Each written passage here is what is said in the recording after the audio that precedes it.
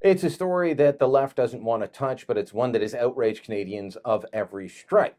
Elections Canada deciding that they're going to pay the Assembly of First Nations through a sole source contract almost $1 million in order to do voter registration, voter outreach, all the while the organization being partisan. Alise Mills from Conservative Voice joins me now. Alise, this is one of those issues that, to me, it's not the Assembly of First Nations. I can't blame them. They are who they are. They're a political organization. The issue is with the bureaucrats at Elections Canada, and this should worry everyone, regardless of party affiliation. I absolutely agree. I actually think that we have a huge problem in Canada. We are starting to see, whether you like it or not, the Americanization of our political system. And so when that's come in, and that of course began when you started to see the environmental movement come from the United States, infiltrate our political system here and create sort of third parties, which we oddly called charities. But we began to see it then, and we haven't really done much in way of training or understanding or guidelines with Elections Canada to be able to prevent the types of things that you're talking about now. It's absolutely criminal to be able to see Canadian taxpayers' dollars being used to orchestrate a very partisan campaign. I will say this, I do think that mobilizing certain communities' votes is always very important, and there being some sort of literature and education on the expectation that you should get out and vote. If you want change, you vote. If you want to have your voice heard, you vote. But or Elections Canada and Canadian taxpayers don't want to be paying for partisan ad campaigns, and that's what happened. Well, we had key officials with the AFN, making very partisan statements saying vote orange, vote red, make sure blue doesn't get in. Mm-hmm. These calls made from the podium at the AFN's annual general meeting. How can that not be seen as a political endorsement?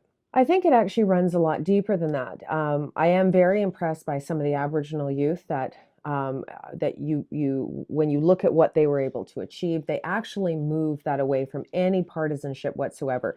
So I don't want to throw the baby out with the bathwater. I think it's great when you see a youth vote. I think what could have happened is if they'd put this out to tender, instead of jumping through every hoop they could find to award this contract to the AFN, I think there could have been an Aboriginal business or community group or not-for-profit step forward and say, yeah, we can do that. And for that money, we can ramp up and do this in a nonpartisan, impartial manner. I absolutely agree. I just believe that there isn't enough follow-through in the ways of protecting how that type of money gets used. I don't think there is a mature and professional understanding with Elections Canada that would enable what you're talking about. I don't think there is sober second thought when it comes to it. I think there is this knee-jerk reaction that, yes, we should do that, and nobody question anything. It's a lot like what we're seeing right now, where the Transparency Act, which would force Aboriginal leaderships to disclose their finances, suddenly we're not allowed to be asking that either. I believe transparency it doesn't have a border to it. It doesn't stop at Ottawa. It doesn't stop, say, at the Premier's office in Manitoba or Saskatchewan or British Columbia or Alberta. Transparency is required by all Canadian citizens for all Canadians. And it's the same problem we've seen with Elections Canada.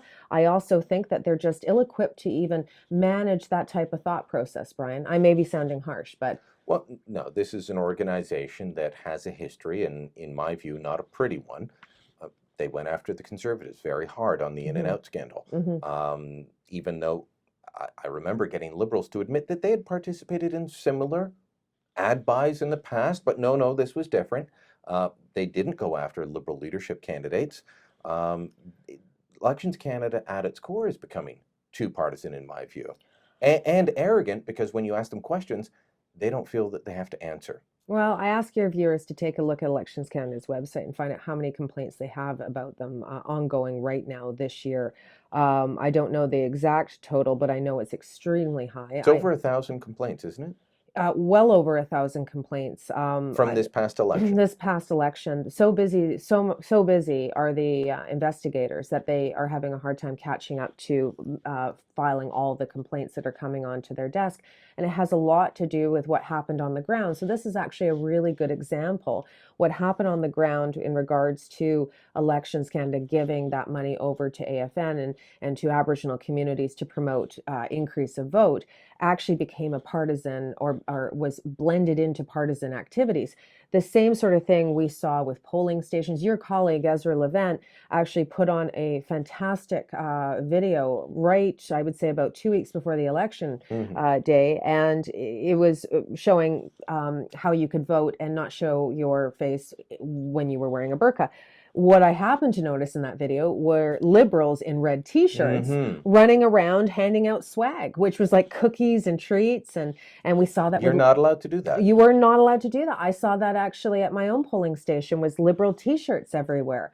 I found it to be chaotic. You're not supposed to be making partisan comments in line. When I approached Elections Canada officials at my polling station, I was told to leave it alone. I therefore made a complaint. So, I believe I saw, and I'm not just saying this because the Conservatives won in 2011, but I saw Elections Canada's ability to run in a very good election day in 2011.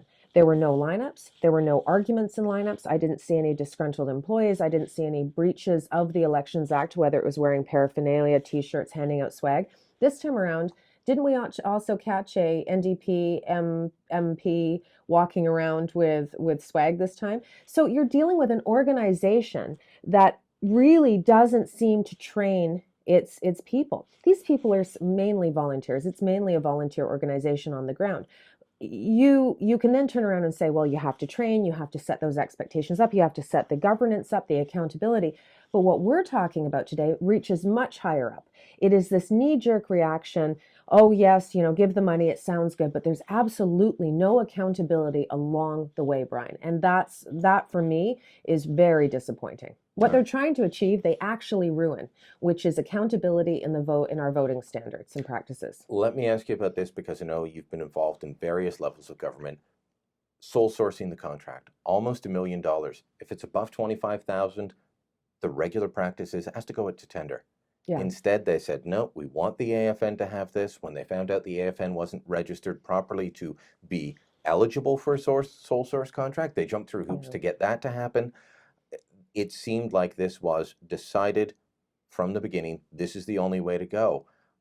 That, to me, should be a warning bell, but I don't think many people are willing to ask the question because, oh, well, it's the AFN, oh, it's First Nations issues. We can look the other way. There were so many better ways to achieve what they were hoping to achieve. I think we all understand what they were trying to achieve. I mean, if you always hope for the best. Sole sourcing contracts is something that no government does. Some governments it's over 15,000, some it's over 25,000. It depends on the province, but there are strict rules and guidelines around sole source contracts.